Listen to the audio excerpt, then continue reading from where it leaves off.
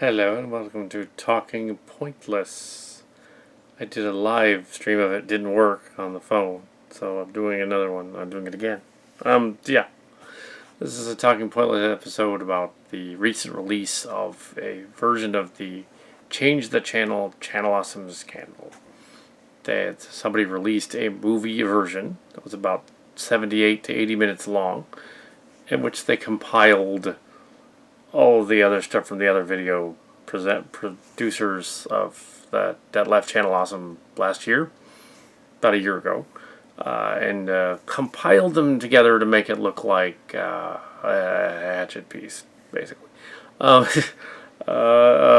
he wasn't one of the people involved.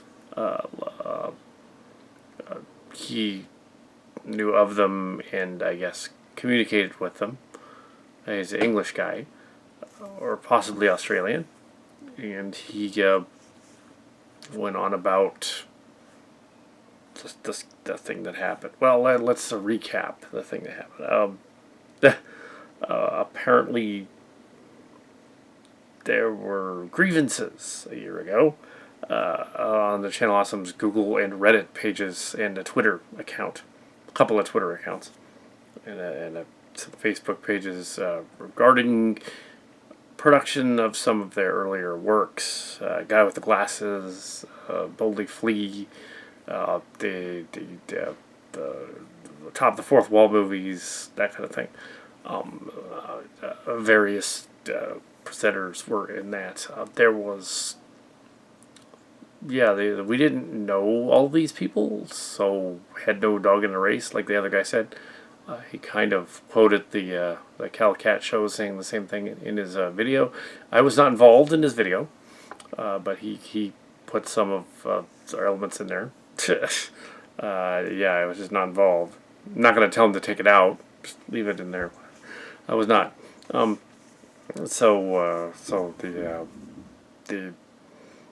Basically there was a 45-page document which was increased to 70 when people commented. Relating grievances regarding the Channel Awesome company and corporation run by Mike Mushad and the Walkers, Rob Walker.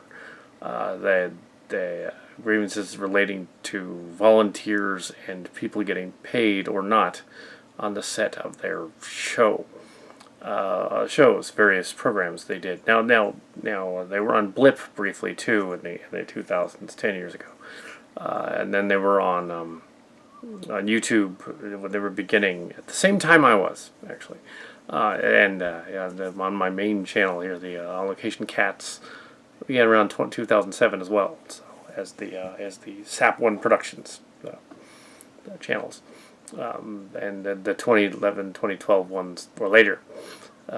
So there's weird parallels to the Kal Kat show, but it is a coincidence. I've never met Mashad or any of those other producers. I have met Doug Walker at a convention in 2017. He seemed amicable enough, but in the business mode, he was businessy as usual. I've gone over the story before. Mark's Cards and I discussed this last night, and Mark's Cards determined, well, their apologies were kind of lame because he'd read about them, and one of them was we're sorry you feel that way. It was one of the massage people, one of the producers. That's the kind of that's like saying that's like a bully half apologizing for being a bully, but it's like you deserve it. It's like, no, that's not cool. That part of that is not cool. Nonetheless, it appears that Channel Awesome has gained all of its, maybe not all, but most of the subscribers back from that time period. And they now have, as I pointed out on that little graph from socialblade.com, which is just one aggregate, that they have, they're back to a B, and they have a rating, and they have 1,300,000 subscribers, and they're not hurting for content. They have thousands of videos. So they're not going away. Channel Awesome's still around. Lynn Cara, Obscurus Lupa, Angry Video Game Nerd, and many of the other presenters did leave. Linkara left, but they're all doing pretty well with their own channels on YouTube as well. You can look that up. They've left. Obscurus Lupus is, of course, Alison Pregler. I don't know any of these people. I just watched all their channels. There were some comments some trolling comments in the when I put on other videos about the Channel Awesome scandal. Well, like, oh, this guy must be in on it. He must know, like, Doug and them, and so he's sticking up for him for something. It's like, no, I'm not sticking up for the guy that was being an ass. Not at all. That guy should be asked to leave the show. Except for the fact that it's not technically a company. Yeah, it has a wiki page that they wrote, and it has a cult-like following that they encouraged, and it has people that have issues that are in management there, which they shouldn't really, but they're friends. So what are you gonna do? Here's the bottom line of the earlier video that I recorded, and it was not good outside. Was they need to have an episode of the Stone Gremlins. The Stone Gremlins already did an apology tour thing at a convention and talked about it, and said some of these ex people that were ex in the know went crazy and apparently were going after the Stone Gremlins people and harassing them, which is not cool. Some of them were crazy, but not all of them. But then they deny that later on Twitter, saying, we didn't do that. He just moved because he wanted to move. So I don't know. I don't know who's that telling the truth there. I don't know. I know that there are about 7 or 8, not 40, people that complained, and that the rest of them are just on the bandwagon. The rest of them have just decided, yay! However, many years ago, 12 years ago or so, a similar instance happened on another thing we were actually involved in. And so it happens that you get a lot of other stuff. It was unrelated to Channel Awesome. It was a martial art cult that we were in. And so, yeah, we know about this kind of bandwagon, getting on the bandwagon thing. There was a long thread on a aggregate site called Bullshito, which has 10 years of material from ex-students, 35 ex-students, and hundreds of other students from that school that went over the years, went through there.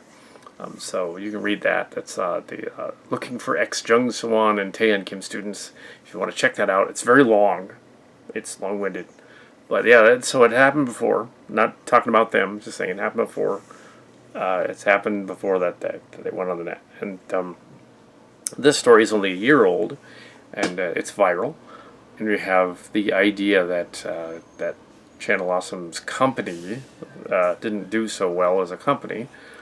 Well, how could it? When you think about what they were doing, they built this thing based on a bunch of guys from film school and film college and stuff. I also had channels based on it. Coincidence, and that's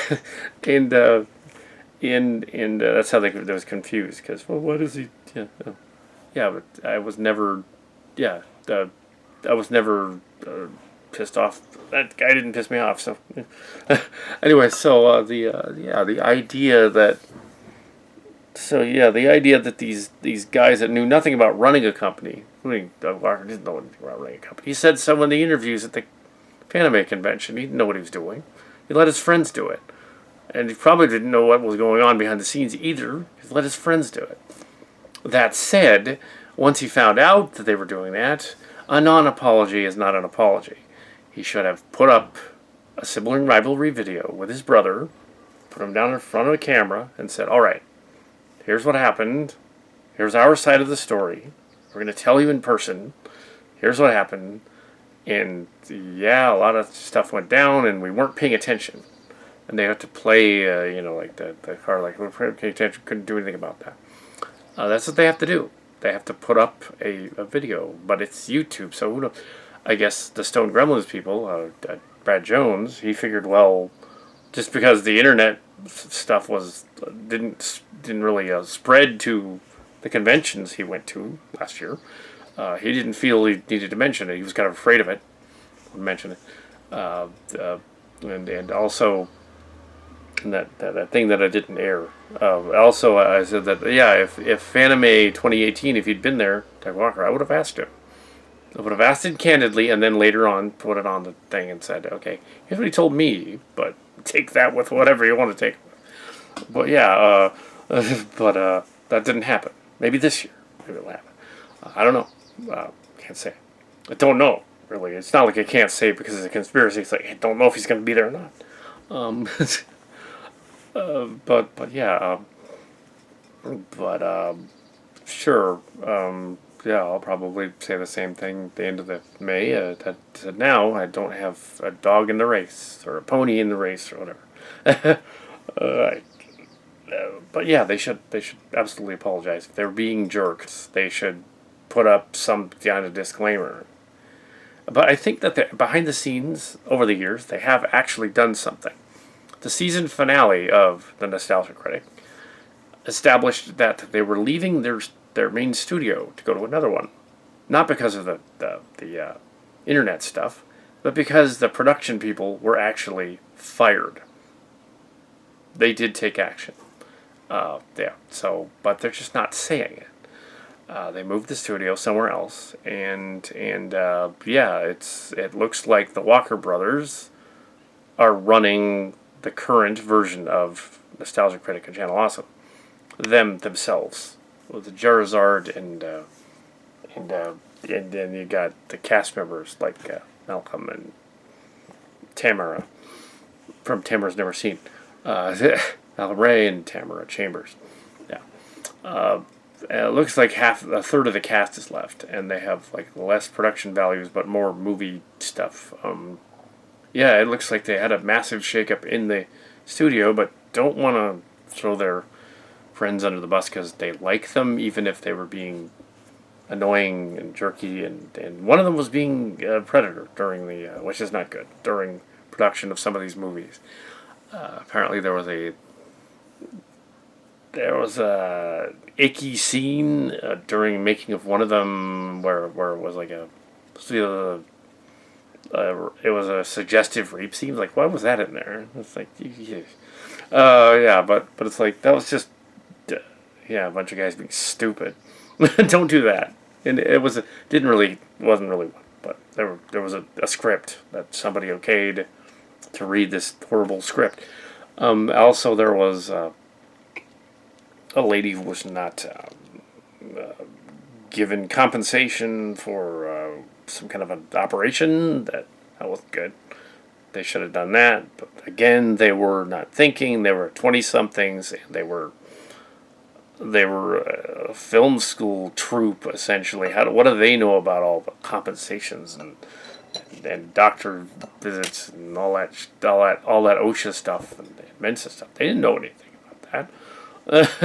They were just running. It would be like guys running. It was like that convention that there was a Comic-Con that went crazy down south. Another Comic-Con that was down south, and everybody got. Some people left to go to their a creators con. They all got sunburned, and they were horrible crowds, and it's a fire hazard. And fortunately, nothing happened, but they just got sunburned. I made that as the co-plot of the the sci-fi version of the channel story, which is going to appear in a book, but its names have been changed, so that's in there. But that's in there too. But it's not in the same universe. I just stuck them together. I put them in the convention, and had them apologize in the story. See, but that's just fiction, so it's not really relevant. But yeah, we want them to actually, I know it's just on the internet, as Stone Gremlins said, but I think they should. On the internet, they should put up a thing, a disclaimer. I suggest that they go as far as including the Walker brothers and their own spouses in the shot when they do the scene, so that they apologize, and we all see them all together, and we go, all right, they're making an attempt to fix this. And that this person, and they can't really. Then the other dude who was a predator, he was a creeper. That's not good. But it is possible that they didn't either didn't know or didn't know how to deal with it. I think they didn't know how to deal with it. That's what happened. The guy was a creeper. Young guy was a creeper. Later on, he turned out to be depressed and suicidal and took his life in 2014. And he was a character. I'm not going to say his name. It's not important. But yeah, he was an SJW type of character. Well, that's what his character was. But he was not a... I didn't know him. But yeah, clearly he was messed up in the head if he was also suicidal. So that's not cool. But they were complaining about him, but he's dead. It's kind of like, that's kind of messed up that they were complaining about a guy who's dead. So, yeah. It's like, come on. That's why we need to have the main characters in charge of the whole thing come out and say something.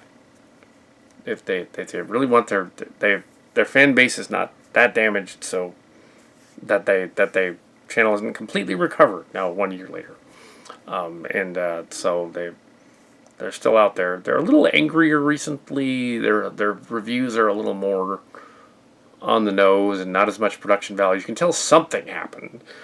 Their recent reviews of stuff like Hop and yeah, that was one of the Kal Kat suggestions. Hop, yeah.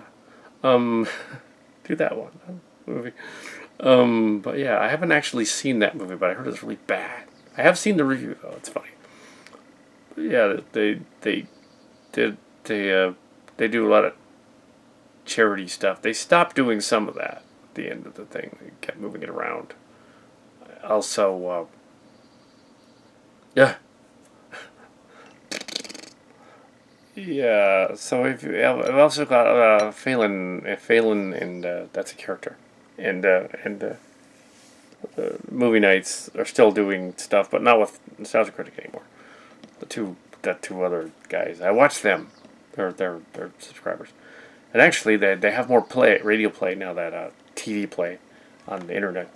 Now that they've split off from Channel Awesome, these other guys are getting more play, especially Phelan and Angry Video Game Nerd, Angry Joe, I should say. Yeah, that's another guy, Angry Joe. Video Game Angry Joe is G.I. Joe Angry Vargas guy. Those are funny reviews. A lot of them are sarcastic. Yeah, in terms of my character's technique, I'm just making fun of Siskel and Ebert, and they are too. So yeah, that's why it seems like my channel is kind of a ripoff. But actually, I was there a little earlier than his. It's actually a little earlier. Yeah, so he wasn't watching me, but it's curious that we're sort of it's just that came up with the same idea, Siskel and Ebert. I started to lose my hair, so I be like Siskel, but I act more like the other guy. Mark's Cards acts more like the, so it's like reversed. but yeah, so yeah, number one thing is they need to make up for it. At least to the internet people. Maybe they don't need to at conventions. Maybe they don't need to be asked about it. If I was going to ask about it, it would be not in front of everybody to embarrass them, but rather, later on, after the show, but really yeah, they're sure. I'm still subscribed to them and everything, and other non-fans are freaking out, going, "Oh, I still subscribe to that guy." It's like, I don't know the guy that was being a jerk, so I don't have any reason to leave the channel just because I don't know Rashad. I don't know it. No pony in that race. I don't know the guy. I'm not watching it for the content of the producers. Watching it for the art they're doing. Now if they get all sleazy and start being rapey and stuff, we might have to leave the show. But that hasn't happened. So that's Talking Pointless, and so yeah, they need to dump the fire planes over the flames of the Channel Awesome scandal, which isn't really irrelevant anymore, but would make an interesting sci-fi story. So I made a chapter of a couple of chapters of some of my stuff but heavily rewritten and using Google Translate. So yeah, so that'll be coming out probably beginning of next year, because there's a lot of books to come out from Kal Kat and Brown Productions. Ours, we're not technically a studio either. Yeah, so yeah, it's not really. It, yeah, we have channels and we put up that, but the content is entirely free. We don't monetize any of our YouTube stuff, even though it looks like I could be making $2 to $25, but I don't. So that's not anything at all. So I'm small potatoes on a net. Yeah, the Kal Kat show. This main one though, which is channel 2, the reviews channel does have 13,000 views. No, wait a minute, 10,000 views. I read that. 10,000. Kal Kat show reviews 26,000. I'll write that. And go down here to the viewer count. Although around the time of the scandal, I shot up there and skyrocketed. There, you can see it. Yeah, so cool. Anyway, yeah, so that's Talking Pointless. That's the update. Yeah, I was not involved in Channel Awesome people, Walker and Doug Walker, Rob Walker, and the other guy. I was not involved in the change the channel debacle. Yeah, I wasn't in that fan film. They put me in there. I was not reimbursed for that. So, yeah, it had nothing to do with that. Maybe I'll comment on it later on the website and go like, by the way, my channel's not important enough to be put in your video, but thanks, I guess. I don't know. I wasn't involved in any of that stuff. Yeah. There was, yeah, like that other guy who did the video, I was optioned to appear at least before the scandal broke. I was gonna be one of the appearing people in a cameo, but not as a content creator. I was gonna make, they were doing for a while a little like Skype contest. I didn't end up doing it though, so it's not relevant. It would have been a little deprecating, probably. But yeah, they need to apologize. So get on that. Do a special sibling rivalry episode, the 1-year anniversary of the Channel Awesome scandal. Now it's called the Nostalgia Critic, but it does business as Channel Awesome, which is exactly what Obscurus Lupus said it was going to happen. So yeah, even though she's not there anymore, and she's not going to appear on Stone Gremlins anymore, although she might have a cameo on Stone Gremlins in the future, which will be interesting because they, yeah, maybe. But yeah, I'm not that I know of. Not, yeah. Anyways, this is Talking Pointless.